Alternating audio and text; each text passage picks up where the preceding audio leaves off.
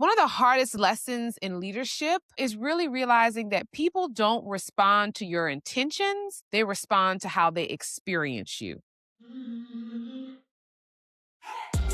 Welcome to the Climb Podcast, where we are diving into taboo topics and redefining the rules for women of color leaders. Get ready as we share the stories and amplify the voices of extraordinary women of color. From navigating workplace challenges to celebrating triumphs, on this podcast, we've got you covered. So buckle up and join us as we embark on today's empowering journey.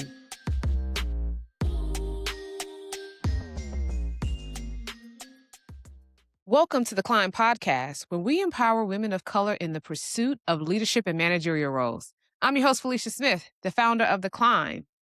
And each week on this podcast, we pull back the curtain on all the workplace realities that women of color are facing right now and offering honest conversation, practical insights to really help you navigate the broken rung, build confidence, and keep climbing. But most importantly, that you keep climbing together and not by yourself. So today's topics, I think, is probably one of my favorites, and it is perception is reality, whether you like it or not. And I know this is one of those ones, I won't call it controversial, but it's something that people don't agree on, and they really don't understand how much perception plays. And so if last week was all about getting into the room and learning how to contribute strategically, today is really the conversation about something, again, that I think is controversial, but even uncomfortable. And that's really about how people are experiencing you. You can have the right intentions, you can work hard, you can be incredibly capable, you can even be contributing in all the right ways. And people could still have a perception of you that you are either helping or hurting your actual influence in people's perception of you. Because one of the hardest lessons in leadership is really realizing that people don't respond to your intentions, they respond to how they experience you. People don't respond to your intentions, but they experience you. I always say that sometimes your intentions don't align with your impact, right? Your experiences with people and the experiences in general shape your opportunities. So I'm not saying that perception is always fair, because I'm going to be honest, it's not. I'm not saying that it's always accurate, because it's not, because again, intention and impact different things. And I'm definitely not saying that perception's always true. But here's what I am saying. Perception influences so many things: trust, credibility, opportunity, sponsorship, influence, leadership potential, so many things. And a lot of us spend so many years focusing on being competent while really overlooking how not just the world sees you, but how you are viewed in your spaces, how people are, experiencing you. So again, we tell ourselves, do the great work, but organizations are really evaluating you, not just on what you do, but how they experience what you do.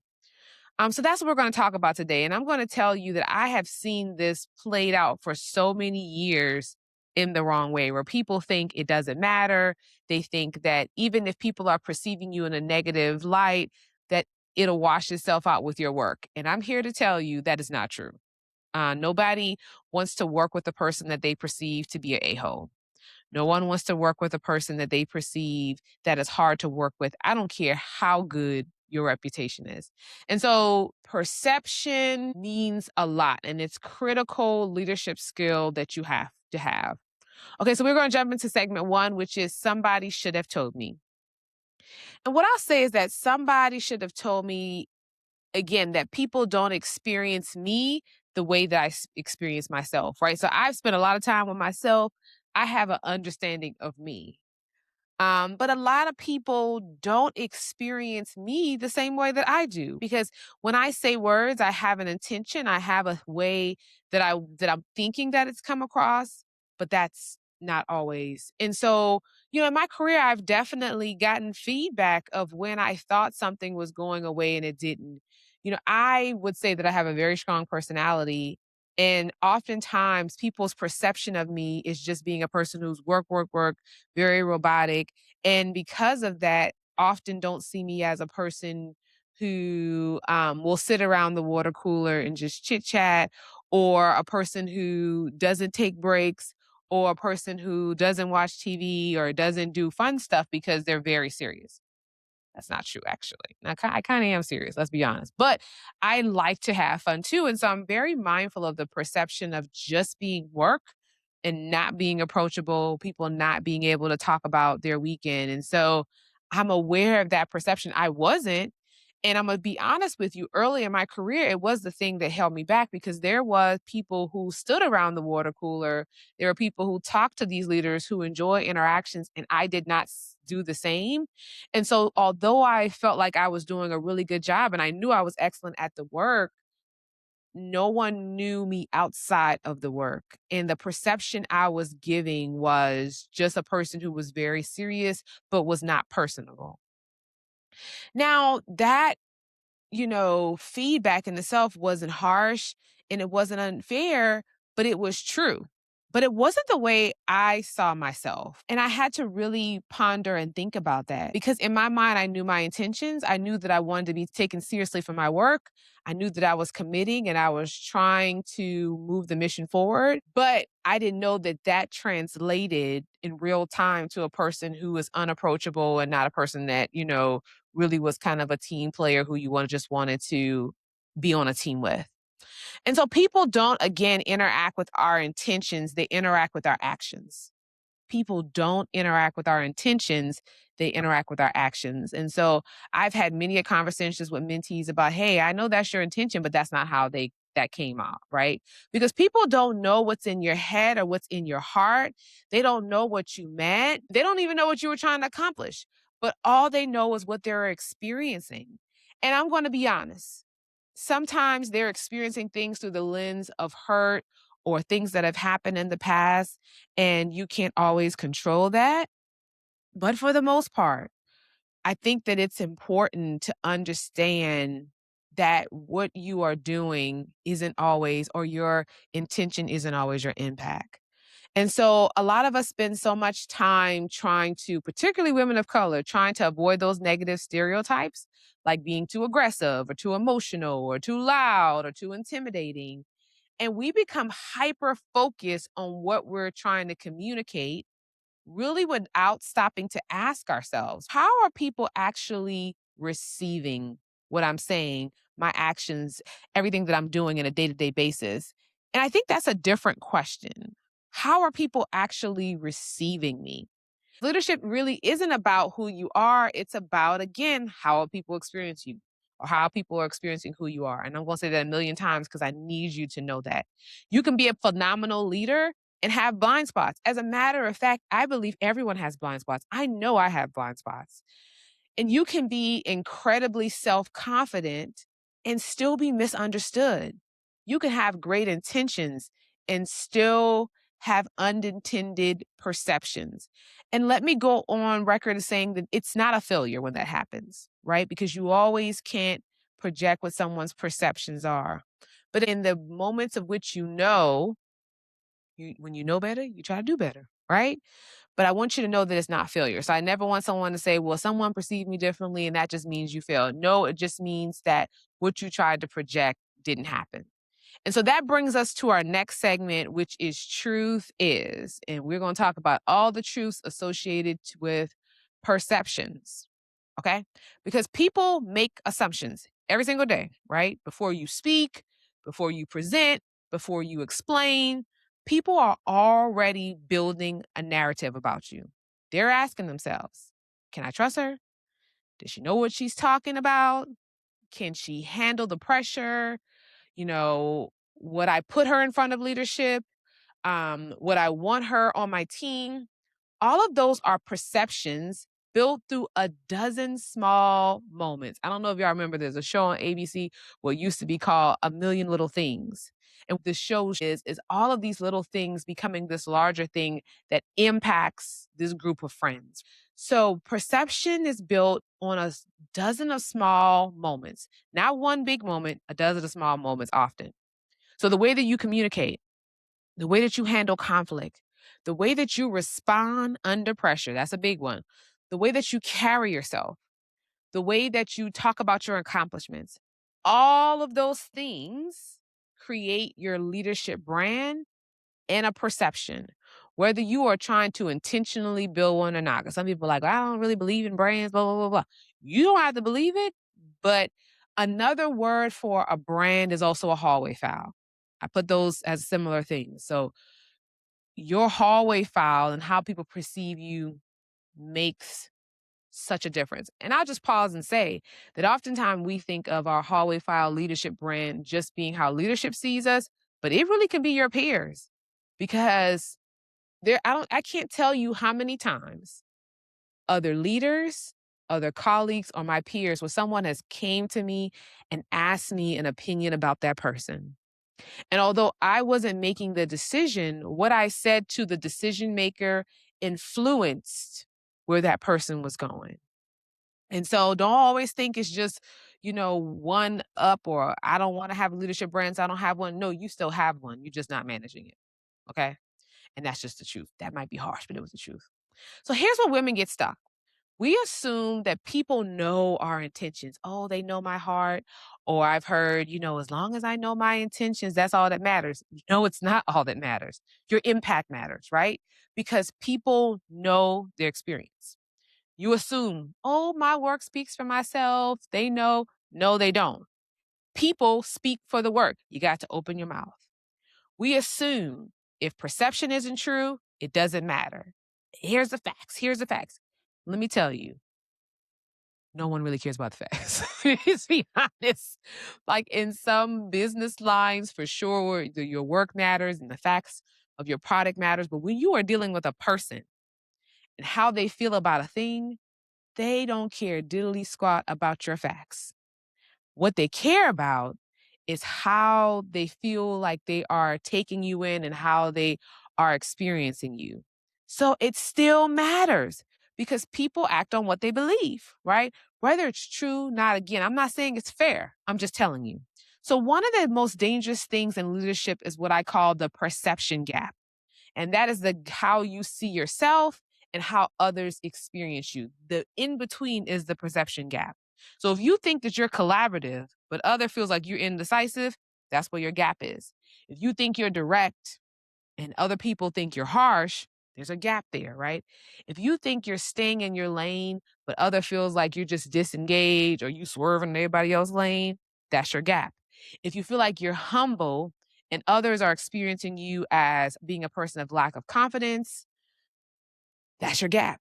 And if nobody tells you, you can continue to operate from your intentions while everyone else is responding to their perceptions. So here's the truth. Perception really requires introspection. Okay. Perception requires introspection because before we can understand how others are experiencing us, we have to be willing to understand ourselves. Okay. You got to be able to take time and say, what's going on with me? And that's where introspection comes in. And I'm going to tell you, it's something that I enjoy practicing. The ability to step back and ask yourself, why did I respond that way? How do I typically show up, under pressure? What patterns do I repeat? How do I think others experience me? What assumptions am I making about myself? And even asking myself, well, when this thing happened today, was my response proper? How did I make this person feel? Did they walk away with something, what I intended to give them? And I know that can be exhausting, but it's important, right? Because most of us, if we're honest, spend more time evaluating other people than we spend evaluating ourselves. And I'm going to tell you, if you're a person who's introspective, when you meet someone who's not. Because let me tell you how you know a person who has no introspection. If everything's everybody else's fault, well, it was so and so's fault, and they should have did it differently, and blah blah blah blah blah. And I don't know why I got treated this way, and it's this person's fault, or I didn't do it. And they never can look at themselves and say, "What role did I play in this?" Because in any interaction with two or more people, everyone's playing a role. And if you can't look at yourself and say, "This is the role I'm playing," we're in the wrong boat. So you're an a-hole and you don't even recognize you're an a-hole. You know why? There's no introspection. Because it's that everybody else is dumb and you're smart, right? Or everybody else got it wrong and you got it right. And a person who can't see themselves lacks emotional intelligence, which you're going to talk about, and also lacks introspection. And so the ability to be able to ask yourself the question, how am I contributing? Contributing me, the things that I'm doing to the experience people are having of me, that is a big deal because introspection really requires that you're honest with yourself. It's not a judgment, it's honesty. And sometimes introspection reveals that the things that we don't necessarily like about ourselves, maybe you think you're being direct, but under stress, you become dismissive. And I know sometimes that can happen to me. And I have to be very careful when I'm under stress or I'm having a short of patience to stop and think before I speak because oftentimes I can get frustrated with a person who's using too many words and I want to cut them off. Or I want to say, that's not what I'm at. Like if I ask a question and then the person's answering the question that I didn't ask, I just really want to be like, I don't want to hear that. Blah, blah, blah. That's dismissive. And so I have to be very mindful. Okay, slow down, allow the person to speak. If you have to cut in, do it in a way that is polite because they're experiencing you. And if their experience of you is that you're just dismissive, it can be bad. I'll give you a story. This is another story time. I was working with someone and had been working with them for a while and didn't even know that our very first interaction, I was frustrated about something that had nothing to do with them. But they were the receiver, they were the ubiquitous thing. And they felt like I was very dismissive and rude to them. Um, and luckily, several months later, they had the opportunity to tell me, but they said the only reason why they gave me a second chance was because everyone around them had had a great experience with me and thought I was a good person. And they said maybe she was just having a bad day.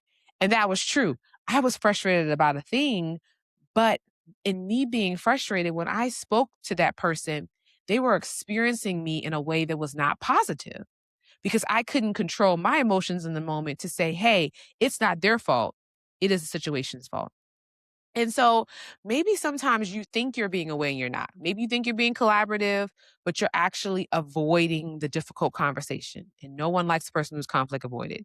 Maybe you think you're humble, but you're unintentionally just minimizing your contributions. And now you just look like you are a person who doesn't like to give yourself credit. And that doesn't come off as well as you think. Maybe you think you're protecting your peace, but it just looks like being disengaged. And none of these things, again, make you a bad person or a bad leader. They make you a human. But leaders who are really willing to examine themselves, are really willing to look at themselves and be introspective is so important because one of the most powerful leadership skills is the ability to say, the problem may not be entirely outside of me. So it could be me. I could be a part of the equation. That is huge. Now, hear me clearly. I'm not saying that, again, it's your fault. But what I am saying is, and particularly as women, particularly women of color, we know that bias exists. Full stop, hands down. We also know that stereotypes exist. We know that double standards exist. But we also know that there are times when people are projecting things on us that really have nothing to do with us. Full stop, hands down.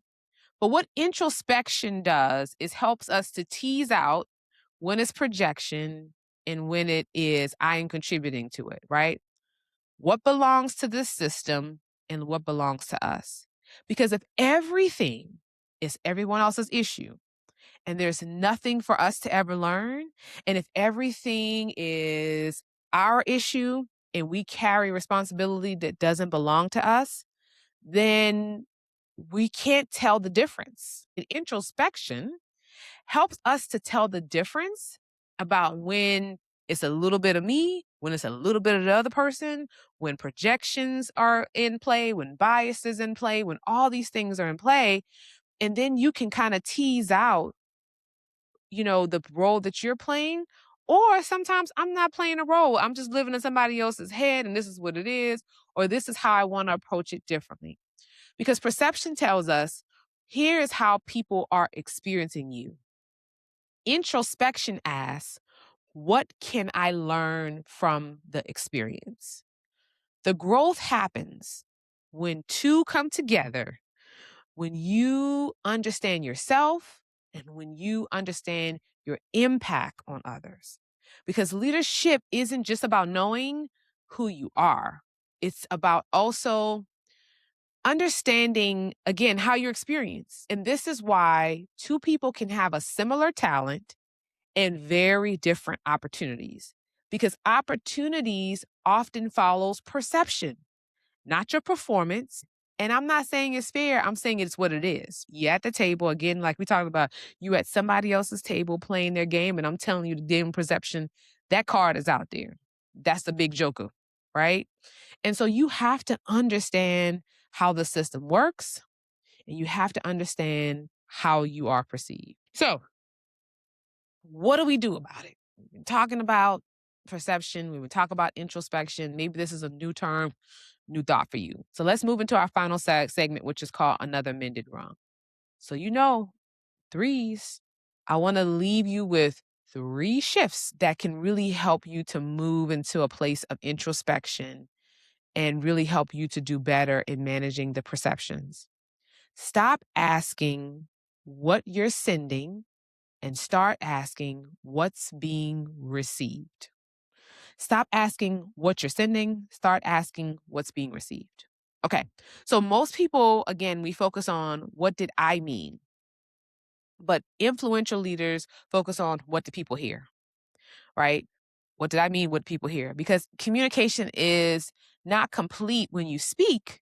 Communication is complete when understanding happens, right? If you don't understand me and I just said something, then communication isn't complete because all I did was speak, but you didn't understand it. And so you have to ask yourself, did what I said, did they understand it? That's your shift. Not just me speaking, but what the understanding was. Okay, shift 2 is audit your leadership brand, right? Ask yourself, if someone mentioned my name in a leadership meeting, what are the first 3 words that comes to mind, right? And again, this is, you can call it leadership brand, your hallway file, whatever. But when someone mentions your name in a meeting, what are the first 3 words that come to mind? Then I want you to ask 3 people you trust. When you think about me, what are the 3 words that come to mind? And I want you to be brave enough to listen to them, to take it in, even if it feels harsh or cringy.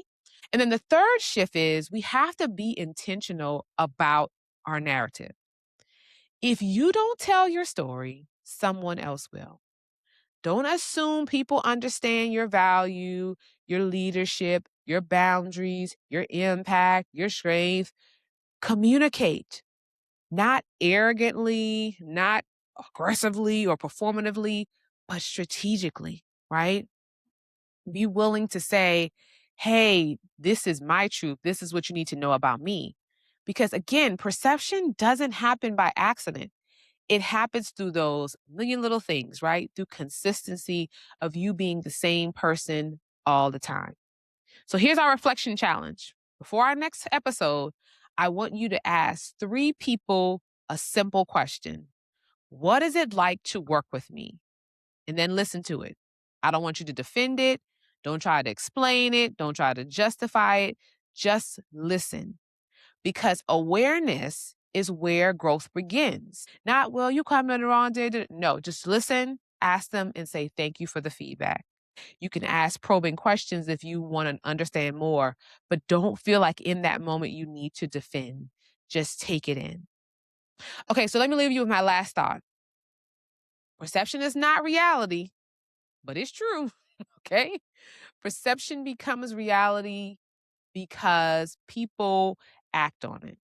And if perception influences your trust, your credibility, opportunities, influence, then you cannot afford to ignore it, especially as a woman of color who is navigating leadership spaces where our leadership is often evaluated differently. Let's say this. You don't have to become somebody you don't want. You don't have to perform. People think it's performative. You don't have to perform. You don't have to shrink. But here's what you have to understand is how your leadership is being experienced. You cannot control every perception, but you can be intentional about the one that you are creating. That's the pod, guys. If you know a woman right now who is struggling with perceptions in the workplace and how she manages it, I want you to share this episode with her. If it resonated with you, I want you to leave a review and let me know. Put it down in our podcast. If you're on Apple Podcasts, leave a review there, or wherever you listen to your podcast, on YouTube, because I think this is one of these topics that we just don't discuss enough. And I want you to share it so that we are all on the same page when it comes to perception. But most importantly, I want you to remember that we are not just climbing careers, we are building ladders for our sisters that are coming behind us. And so until next time, keep climbing, keep striving. Until next week, see you later. Thanks for tuning into the Climb Podcast. If you enjoyed today's episode, don't forget to subscribe, rate, and review us on wherever you listen to podcasts. For updates and behind-the-scenes content, make sure you're following us on Instagram and LinkedIn at Join the Climb. Until next time, keep climbing and keep thriving, sis. See you next episode.